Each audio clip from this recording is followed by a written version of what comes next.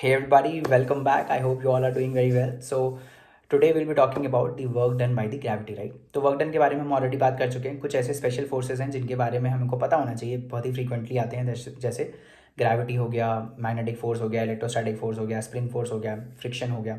So all these forces we need to study, right? तो start करते हैं.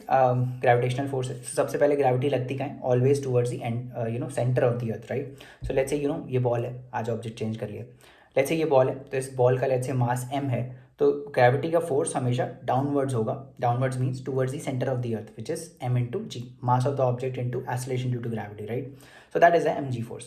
Now if I, let's say, I have this ball in my hand and I displace it by a distance h, I need to calculate what is the work done by the gravity, right? तो gravity कहाँ लग रही है? नीचे.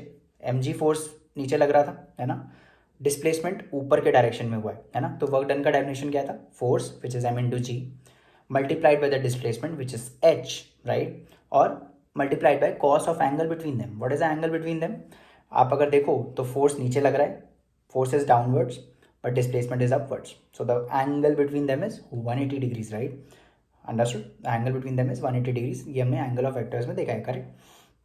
So cos of 180 is -1, which means that in this particular case the work done by the gravity is negative, which is minus mgh, right?